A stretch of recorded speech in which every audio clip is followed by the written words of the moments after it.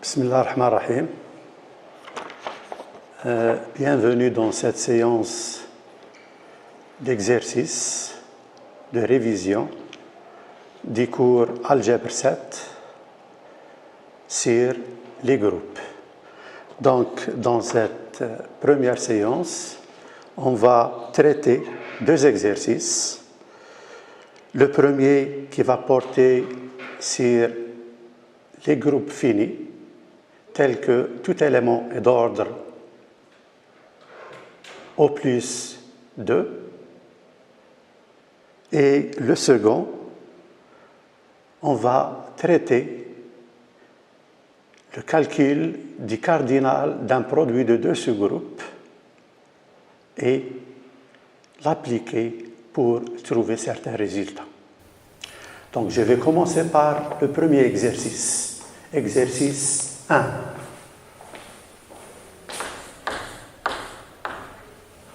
Donc là, soit j'ai un groupe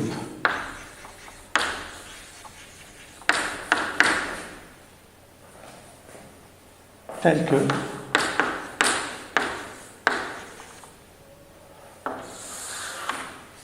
quel que soit x dans G, x au carré est égal à E, l'élément neutre de G. Et je note par P cette propriété-là. Alors, la première question, c'est que le groupe G en question est abélien. Donc, on va montrer que c'est un groupe abélien. Pour cela, je prends x et y, deux éléments de G, et je calcule x, y au carré. Donc, d'après la propriété P, celui-là, c'est exactement égal à E, mais xy au carré, c'est encore xy qui est égal à E. Donc, si je prends cette dernière égalité-là et je multiplie par x de ce côté-là et par y de ce côté-là, je vais trouver que x, xy, y est égal à xy. Mais cet élément-là, c'est E, cet élément-là, c'est E, donc qu'est-ce qui va rester? C'est yx. Donc, il va rester yx, donc yx est égal à xy, et donc le groupe est abélien. La seconde question.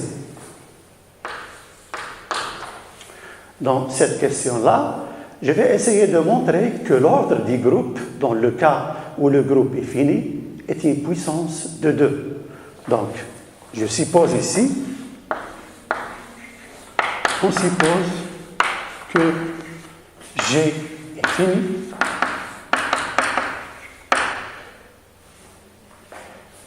Vérifions la propriété P.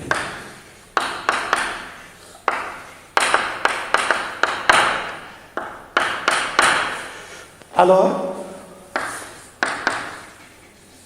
G est d'ordre une puissance de P.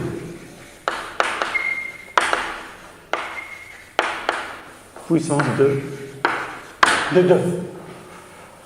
Pour cela, on raisonne par récurrence. On démontre le résultat par récurrence. Par récurrence sur n qui est égal à l'ordre de G. Donc, on va supposer dans un premier temps, donc on suppose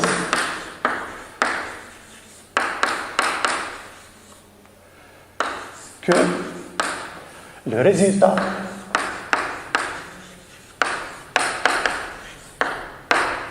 est vrai,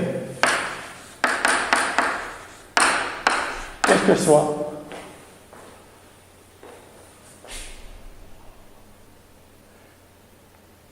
est vrai pour tout G. Vérifions P.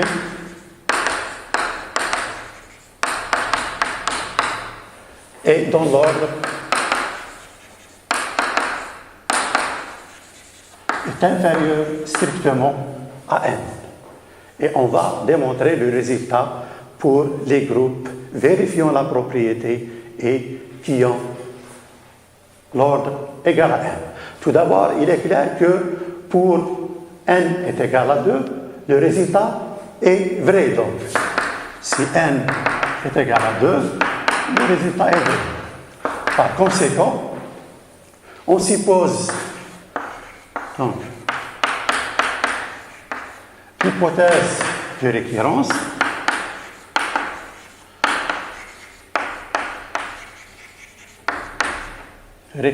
vraie, c'est-à-dire on suppose que pour tout groupe G vérifiant la propriété et dont l'ordre est inférieur à n, son ordre est une puissance de 2.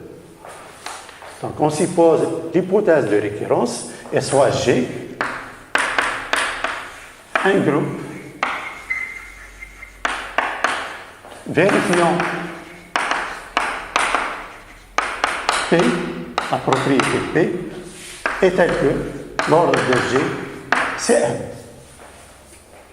Alors, tout d'abord, G est supposé différent du singleton, car sinon, il n'y a rien à démontrer. Donc, ceci va entraîner qu'il existe un élément petit a qui appartient à G. Petit a est d'ordre 2,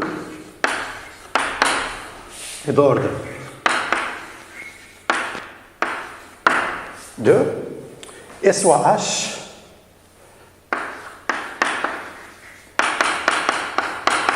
le sous-groupe engendré par A.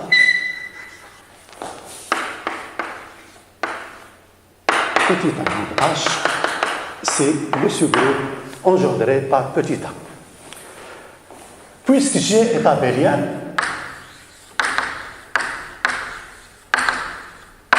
donc H est distingué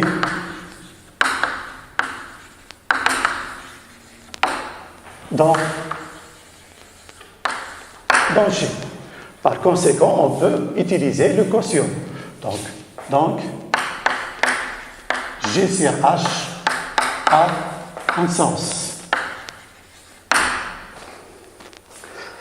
Pour G sur H, donc on a, quel que soit x dans G, x au carré est égal à 1.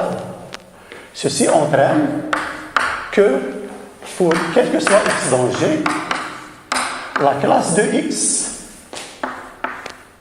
au carré est égale à la classe de E.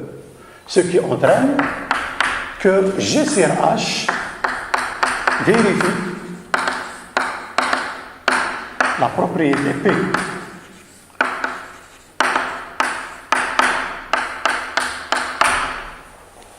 Donc G sur H vérifie la propriété P. De plus, l'ordre de G sur H, c'est exactement l'ordre de G sur l'ordre de H, qui est égal à n sur 2, est inférieur strictement à n. Donc, on applique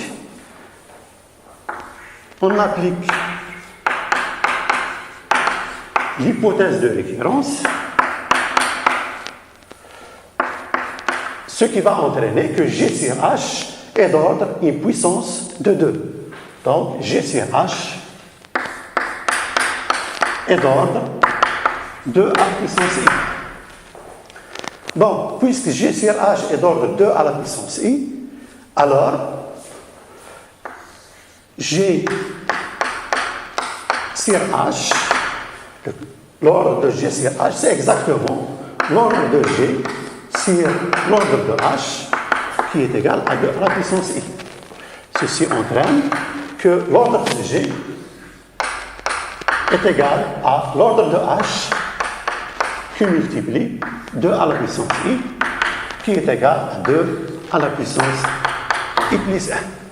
ce qui montre le résultat. Donc, G est d'ordre une puissance de 2, et ainsi, tout groupe G qui est fini et qui vérifie la propriété P, alors ce groupe-là est d'ordre une puissance de 2, ce qui finit le premier exercice.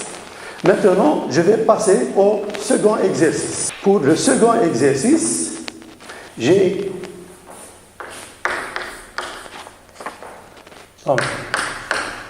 un groupe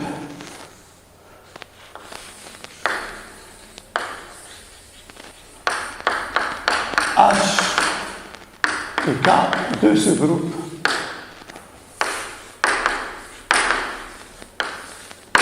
de G. Donc, on suppose que G est fini. Donc, G est fini. La question, qu'est-ce qu'on peut dire de H Q multiplicable? Si je n'ai pas d'autre hypothèse sur H et K, alors H.K peut ne pas être un groupe. Par conséquent, on ne peut pas parler de son ordre, mais on peut parler de son cardinal. Donc, le but de cette première question, c'est de calculer le cardinal de HK dans le cas général. Donc, dans le cas général, donc c'est pour cela on pose L est égal à H1 K et on considère H sur LG, l'ensemble des classes d'équivalence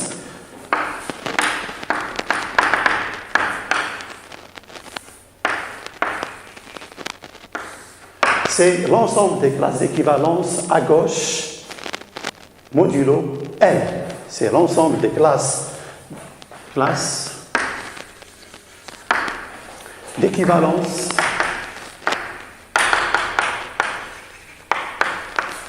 à gauche modulo L.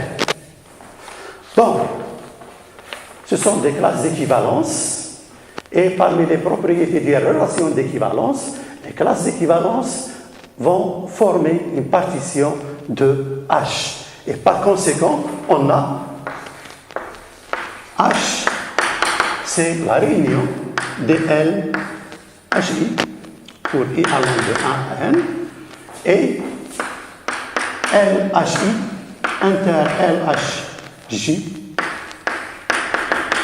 est réduit au vide pour I différent de J. Donc, ce qu'on va montrer, c'est que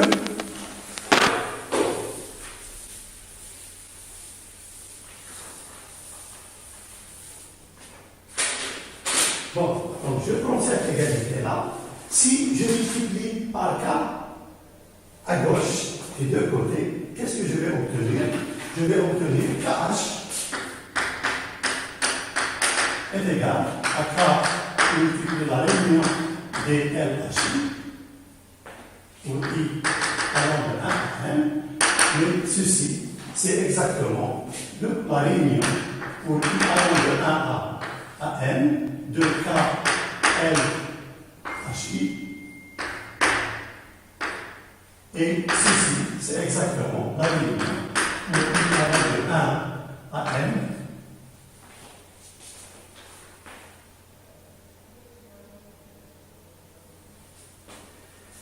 C'est la réunion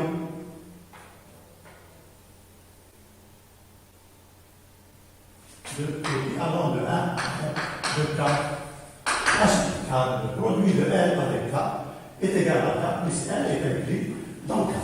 Bon, la question, c'est que les classes KI, KHI, ce sont des classes d'équivalence, c'est-à-dire leur réunion, ça va donner KH, et leur intersection est réduite au vide. Car sinon, pourquoi? Donc, c'est une réunion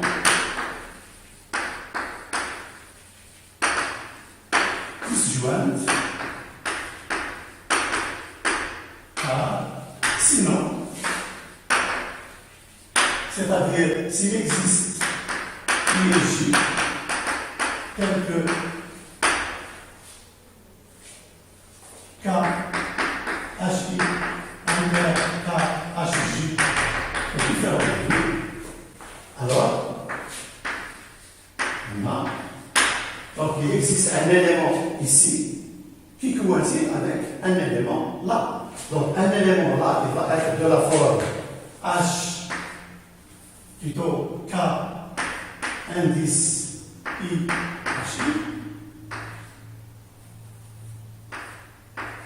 Donc ici c'est K qui va être égal à KI, H, J. Alors, si on va multiplier par KI moins 1 des deux côtés, ici c'est pas KI, mais c'est KJ. Alors, on va multiplier par KJ moins 1 des deux côtés, donc je vais obtenir KJ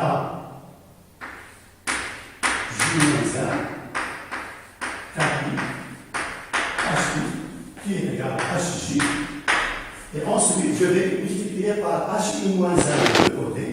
Donc, je vais obtenir K, J, moins 1, KI est égal à HJ, HI, moins 1. Cet élément-là, c'est un élément de K. Celui-là, c'est un élément de H. Par conséquent, cet élément-là, c'est un élément qui appartient à L, qui appartient à K inter H. Par conséquent,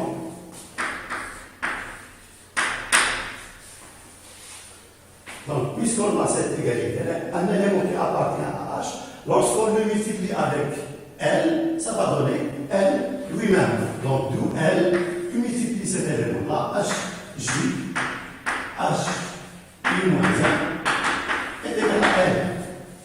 Ce qui entraîne que L, H, I est égal à L, H, J.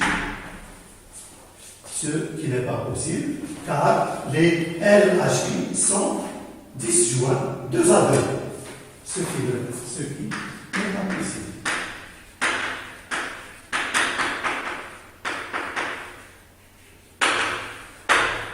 D'où les classes KHI sont des classes disjointes. D'où on a des réunions disjointes.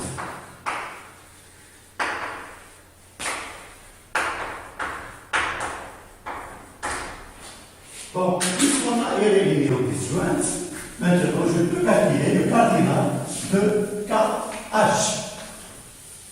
Car je suis dans un cas qui est fini.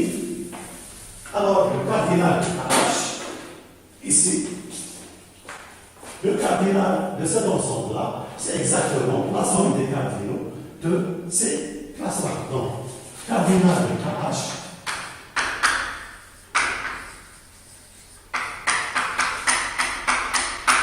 c'est la somme des cardinaux de KHI. Mais le cardinal de KHI, c'est exactement le cardinal de K, donc qui est égal, ici pour I à N, donc de ces cardinal, la somme. Donc c'est la même chose. Donc c'est la somme de cardinal de K. Une somme qui va à N. Donc j'obtiens ici une fois cardinal. Mais si je reviens ici à N, le N qui figure ici, c'est le nombre des classes d'équivalence conjugaux N. Et ce nombre-là, c'est exactement le cardinal de H sur N. Or, N, c'est exactement le cardinal via l'ordre de H sur l'ordre de N. Ceci entraîne que le cardinal de H, c'est exactement, on va remplacer donc H, cardinal de H, c'est le cardinal de N qui multiplie le cardinal de K qui est l'ordre de K. Donc ceci, ça donne H, K sur l'ordre de K. Donc cette propriété-là, elle est vraie pour n'importe quel de ce groupe H et K, même si le produit HK n'est pas un sous-groupe. Donc, il remarque, c'est dans le cas où un des deux sous-groupes est distingué. Donc, si H est distingué, par exemple, si H est distingué, alors HK est un sous-groupe G et H est distingué donc distingué. Donc, HK. Ensuite, en utilisant le deuxième théorème d'isomorphisme, le deuxième théorème d'isomorphisme, nous donne que HK cautionné par H est isomorphe à K cautionné par H est très fort. Donc, ceci entraîne que l'ordre de HK est égal à l'ordre de H multiplié par l'ordre de K sur l'ordre de H. Mais cette démonstration-là, elle est valable uniquement dans le cas où l'un des deux sous-groupes est distingué. Donc, là, je finis avec la première partie de cet exercice-là, grand 2. Donc, la deuxième partie, c'est une application de ce résultat. Donc là, on va considérer un groupe particulier.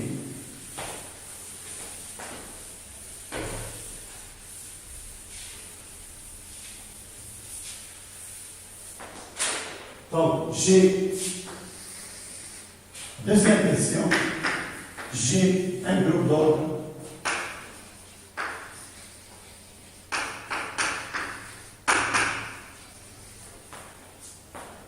P carré Q où P est Q d'un nombre premier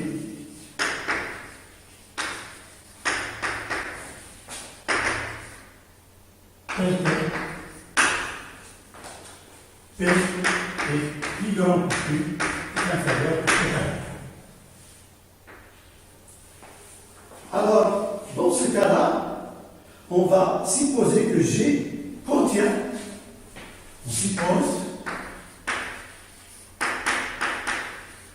que G contient deux groupes P1 et P2 d'ordre P au carré.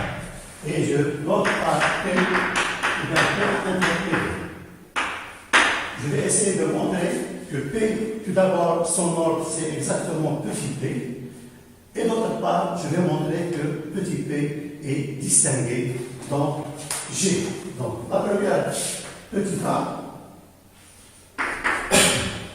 Donc, P est un sous-groupe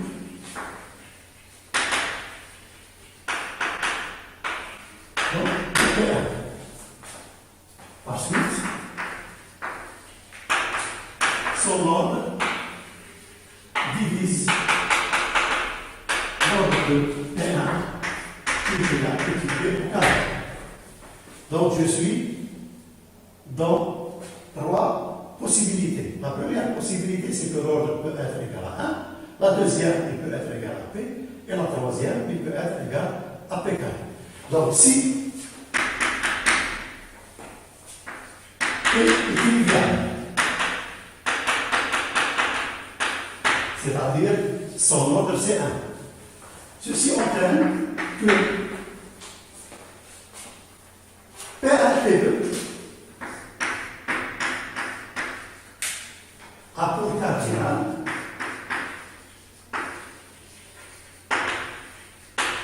d'après la question qui précède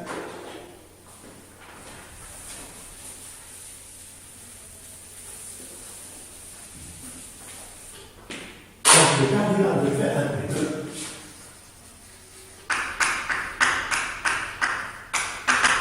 c'est le cardinal de P1, donc c'est P1, P2, constitué par le cardinal de P1 inter P2. Donc, si P1 inter P2 est réduit à l'élément neutre, donc ça c'est 1, donc ce qui va donner P2, P au carré, qui multiplie P au carré, donc P à puissance 4. D'autre part, P1 et P2 sont inclus dans G, ce qui entraîne que P1, P2 est une partie de G. Alors, de cette inclusion-là, ça entraîne que le cardinal de P1 et P2 est inférieur à cardinal de G. Donc, ce qui entraîne que le cardinal de P1 et P2 est inférieur ou égal au cardinal de G. Là, c'est P1 puissance 4, inférieur ou égal à P au carré. Donc, ce qui entraîne que P au carré est inférieur ou égal à Q, ce qui est impossible.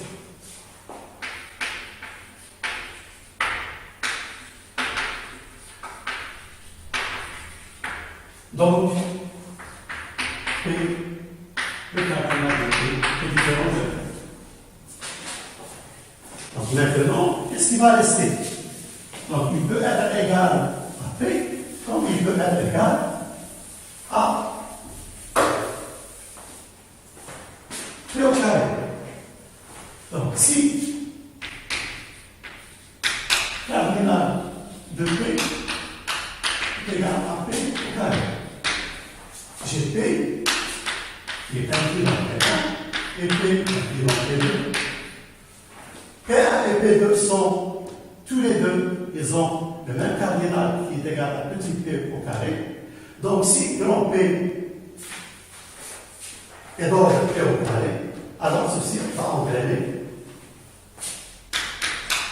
que P est égal à P1, et là ça entraîne que P est égal à P2. Donc ceci entraîne que P1 est égal à P2, ce qui est contraire à l'hypothèse. Par conséquent, la seule possibilité de reste, c'est le cardinal de P est égal à petit p. Donc ça, c'était la première question, c'est-à-dire déterminer l'ordre de grand P. La deuxième question, petit p, c'est de montrer que P et distinguer dans G. Pour cela, je vais considérer le normalisateur de P. Le normalisateur de P, c'est quoi? C'est l'ensemble des éléments x appartenant à G, tels que x, P, x moins 1 est égal à P. En quelque sorte, c'est le stabilisateur de P pour l'opération de conjugaison, donc normalisateur de P. Donc, pour dire que P est distingué dans G, il suffit de montrer que M de P est égal à G. Pour cela,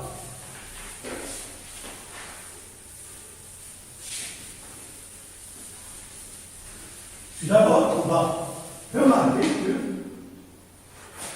remarquons que P1 et P2 sont avérés. Tout simplement car leur ordre c'est P au carré et on sait que tout groupe d'ordre P au carré est avéré. Par conséquent, tous les éléments de P1 et P2 commutent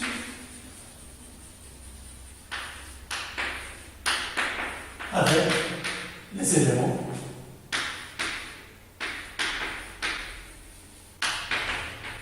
de P. Donc, car P1 il contient P, puisque puisqu'il est abélien, donc les éléments de P1 combinent avec les éléments de P. La même chose pour P2. Et ceci entraîne que P1 et P2,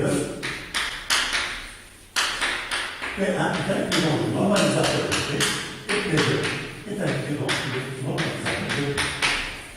Donc, avec cette inclusion-là, ceci entraîne que P1 et P2 est un équivalent normalisateur de P. Par conséquent, le cardinal de P1 et P2 est le cardinal de P1 et P2, d'abord on va calculer, qui est égal à P1, P2, si le cardinal de P, donc c'est P au carré, donc à la puissance 4, c'est P, donc c'est P en puissance 3. Donc le normalisateur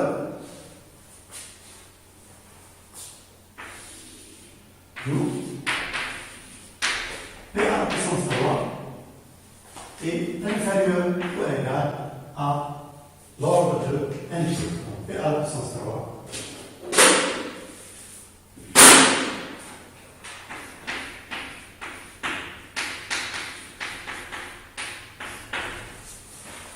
d'autre part,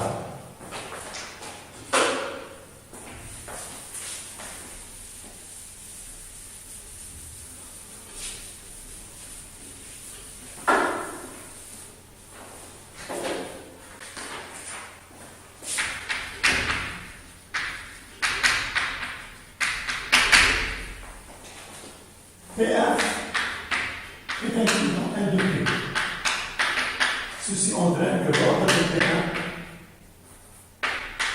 divise l'ordre de n de P. Donc P2 divise l'ordre de P. Et n de P indiquant G entraîne que l'ordre de n de P divise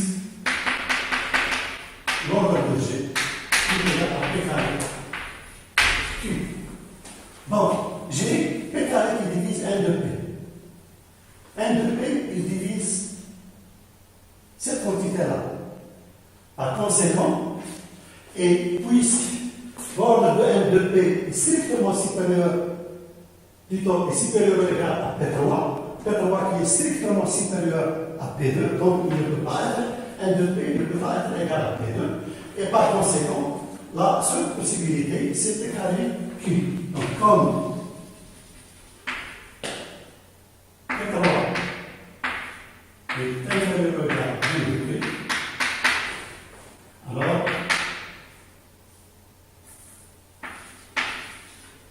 n de P est égal à P carré Q. Ceci entraîne que n de P est égal à G plus